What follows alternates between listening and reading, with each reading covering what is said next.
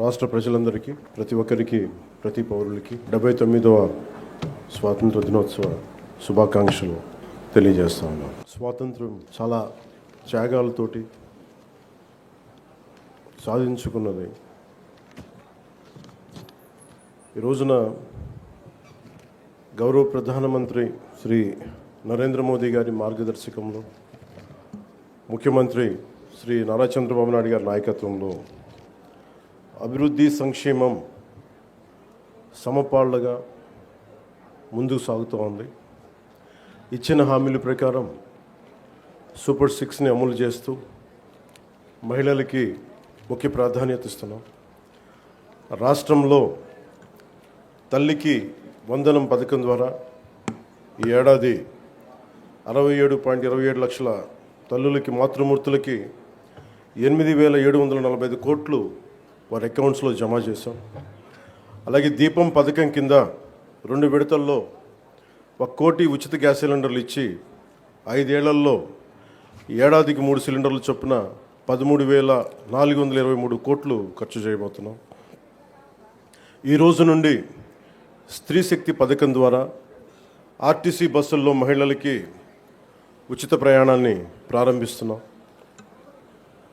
పంచాయతీరాజ్ బాధ్యతలు స్వీకరించిన వెంటనే జాతీయ పండుగల నిధులను మైనర్ పంచాయతీలకి 100 నుంచి 10,000కి, మేజర్ పంచాయతీలకి 250 నుంచి 25,000కు పెంచి సర్పంచుల ఆత్మగౌరవాన్ని కాపాడాం. గ్రామ స్వరాజ్య సాధన లక్ష్యంలో భాగంగా ఒకే రోజు 13,326 గ్రామ పంచాయతీల్లో గ్రామ సభలు నిర్వహించి ప్రపంచ రికార్డు సాధించాం. పల్లె పండుగ ద్వారా 4,000 కిలోమీటర్ల సిసి రోడ్లు, 22,500 మినీ గోకులాలు, 1,00,000 నీటి కుంటలు, 15,000 నీటి తొట్లు పూర్తి చేశాం. పంచాయతీరాజ్ ఇంజనీరింగ్ డిపార్ట్మెంట్ ద్వారా 2,000 కిలోమీటర్ల బీటీ రోడ్లు, 14 కొత్త వంతెనలు నిర్మించాం. గ్రామీణ ఉపాధి హామీ పథకం ద్వారా 75.23 లక్షల ఉపాధి శ్రామికులకు గ్రామాల్లోనే ఉపాధి కల్పించి ప్రమాద పరిహారం 50,000 నుంచి 4 లక్షలకు పెంచాం. అడవి తల్లి బాట కింద కొండ ప్రాంతాల్లో 1,005 కోట్లతోటి 625 గిరిజన గ్రామాలను అనుసంధానిస్తూ 1,069 కిలోమీటర్ల రోడ్ల నిర్మాణానికి ప్రధానమంత్రి జనజాతి ఆదివాసీ న్యాయ మహా అభియాన్ కింద ఉపాధి హామీ పథకం కింద రాష్ట్ర నిధులతోటి శ్రీకారం చుట్టాం. జల్ జీవన్ మిషన్ కింద 5 జిల్లాల్లో 5 కొత్త ప్రాజెక్టులని 7,910 కోట్లతో ప్రారంభించి 1,20,00,000 మందికి 30 ఏళ్ల పాటు తాగునీటి భద్రతని కల్పించబోతున్నాం. అటవీ విస్తీర్ణం 30% నుండి 37% పెంచే లక్ష్యంలో 1,00,00,000 మొక్కలు నాటి వీటిని QR కోడ్లతో ట్రాకింగ్ కూడా ప్రారంభించాం. ఏనుగుల బెడద నివారణకు కర్ణాటక నుంచి కుంకి ఏనుగులని తీసుకొచ్చి విజయవంతంగా ఆపరేషన్లు జరిపాం.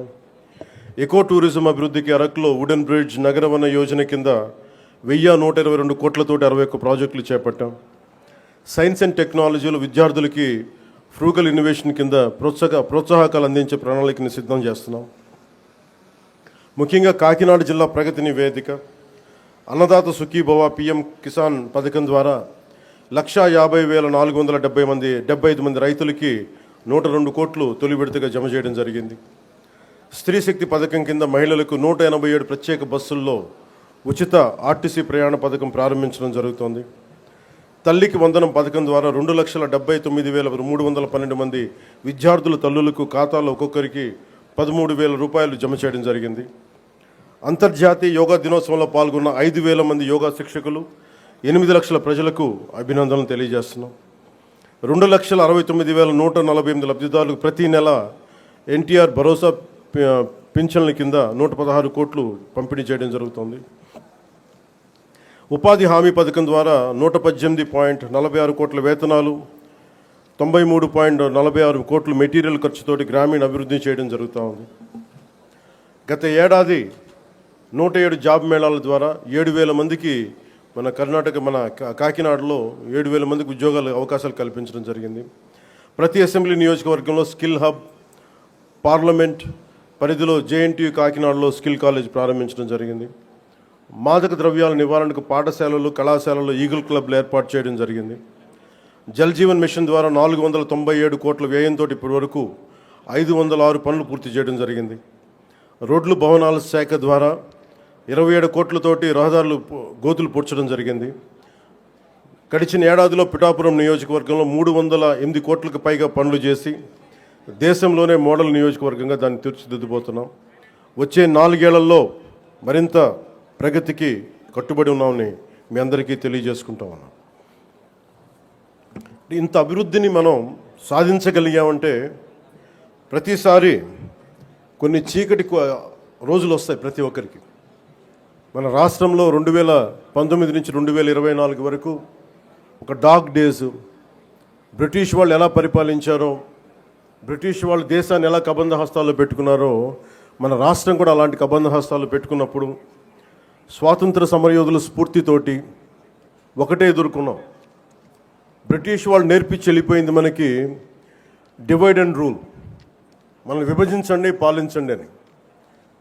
కానీ ఎలా మన కూటమి ప్రభుత్వం మన స్వాతంత్ర సమరయోధుల స్ఫూర్తితోటి యునైటెడ్ అండ్ రూల్, కలిసి ఉందాం, కలిసి పాలన చేద్దాం, ఇదే కూటమి ప్రభుత్వం తాలూకు ముఖ్య ఉద్దేశం.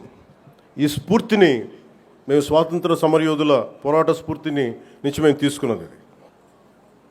ప్రతి ఒక్కరికి, స్కూల్ పిల్లలకు కానీ పెద్దవాళ్ళకి కానీ ఆగస్టు 15న ఒక ఆనవాయితీగా కాకుండా దీన్ని మనం గుండె లోతుల నుంచి చేసుకోవాల్సిన అవసరం చాలా ఉంది. దీనికి వెనకాల ఎంత కష్టపడ్డారు నిన్న ట్వీట్ కూడా చేశాను. ఇదే రోజు నిన్న ఆగస్టు 14న లాహోర్ డిక్లరేషన్ సమయంలో దేశ విభజన జరుగుతున్నప్పుడు, కరెక్ట్గా ఒక 9 నెలల ముందు, సంవత్సరం ముందు దేశ విభజన జరుగుతున్నప్పుడు లాహోర్ కూడా పాకిస్తాన్లోకి వెళ్ళిపోద్ది అని తెలియదు ఎవరికి.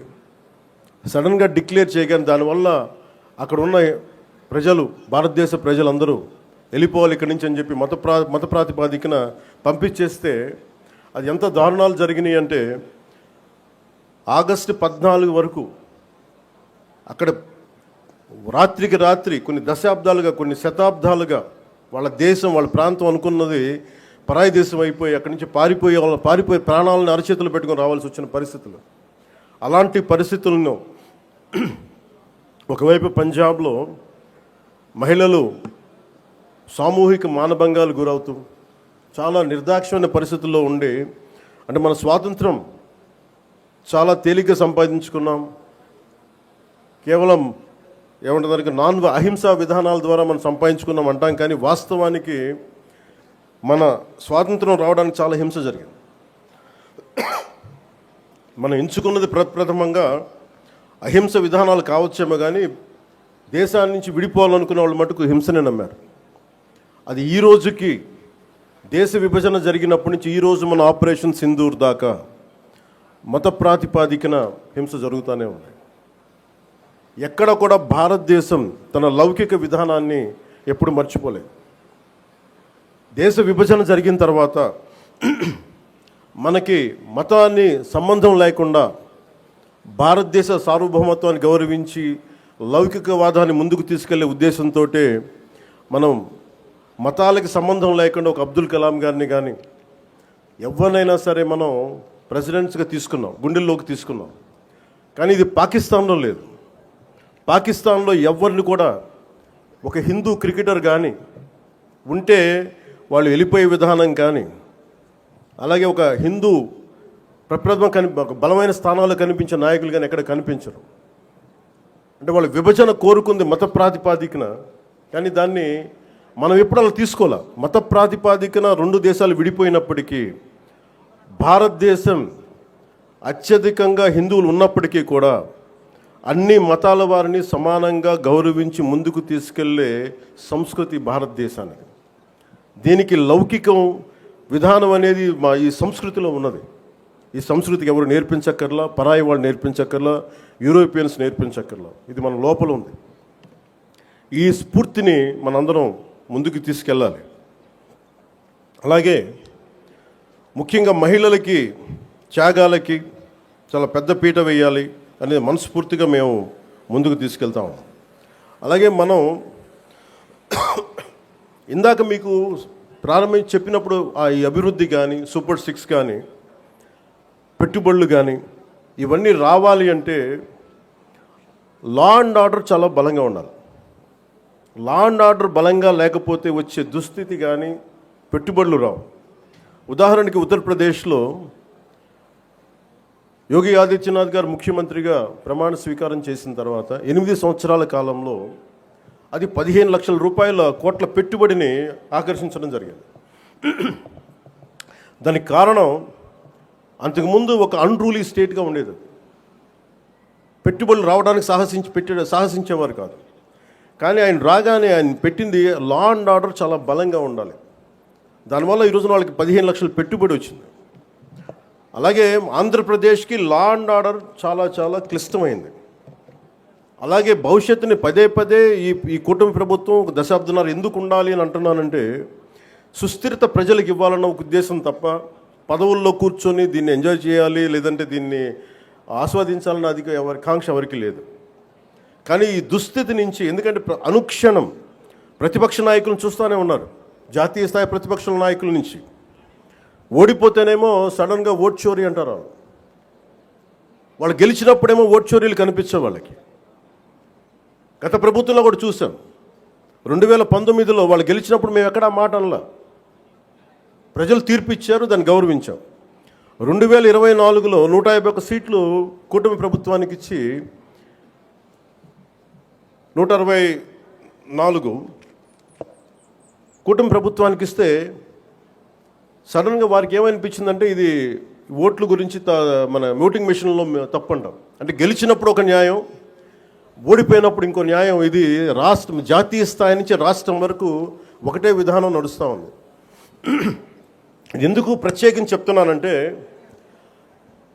విదేశాలకి భారతదేశపు అభివృద్ధిని చూడకూడదనుకున్న దేశాలన్నిటికీ కూడా అంతర్గతంగా అస్థిరత సృష్టించడం వాడి విధానం. మనం దాంట్లో అంతర్జాతీయ కుట్రలో భాగంగా చూడాలి ఇదంతా.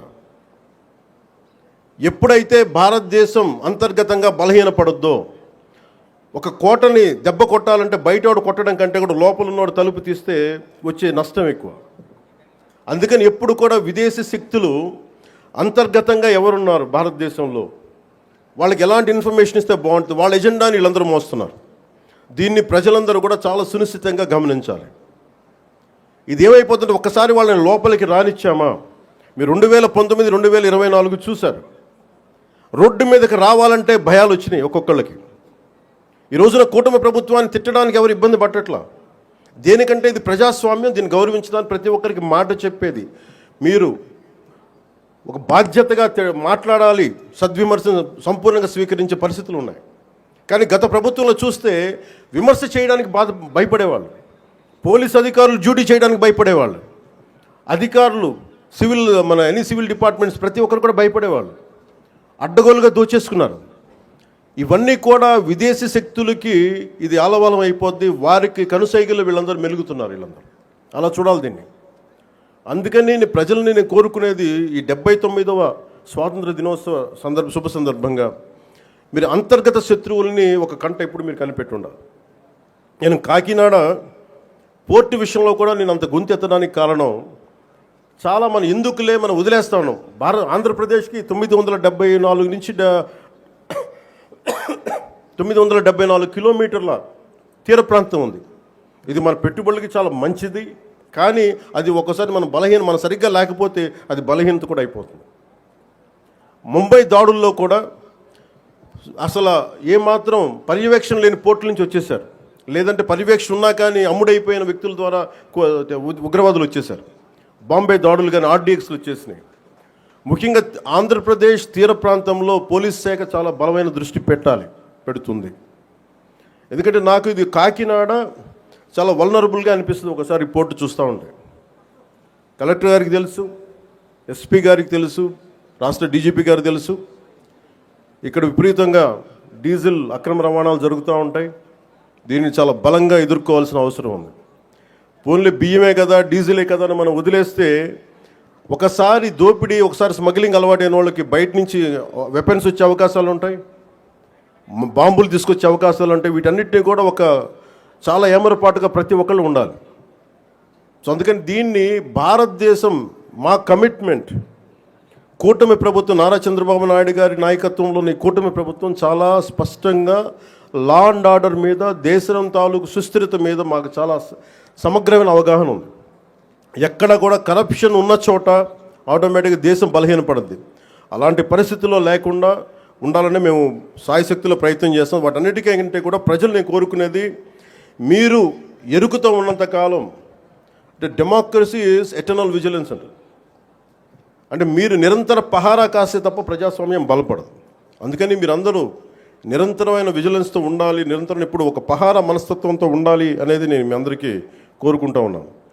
అంటే ఇవన్నీ మనం ఎక్కడో కాశ్మీర్లో జరిగిన ఇష్యూస్ మనకేంటి అనుకుంటే, ఆపరేషన్ సింధూర్ మన వైజాగ్లోను, మన కావల్లో, నెల్లూరు జిల్లా కావల్లోనూ ఉగ్రవాదులు చాలా దారుణంగా కాల్చి చంపేశారు. దానికి బిఫిటింగ్ రిప్లై ఇచ్చాం, చాలా బలమైన రిప్లై ఇచ్చాం. కానీ మనం పెట్టుకోవాల్సింది, మన లోపల ఉన్న దేశాన్ని సుస్థిరతని దెబ్బతీసే ప్రతి ఒక్క వ్యక్తిని కూడా మనం దృష్టి పెట్టాలి, దృష్టి సారించాలి. ఇది ప్రతిసారి ప్రభుత్వం, పోలీస్ అధికారులు అనే కంటే కూడా ప్రతి ఒక్క పౌరుడి బాధ్యత ఇది. నేను నా వంతు బాధ్యతను నిర్వర్తిస్తున్నాను. అలాగే ప్రతి ఒక్కరు కూడా మీ వంతు బాధ్యతని నిర్వర్తించాల్సిందిగా మనస్ఫూర్తిగా నేను కోరుకుంటా ఉన్నాను.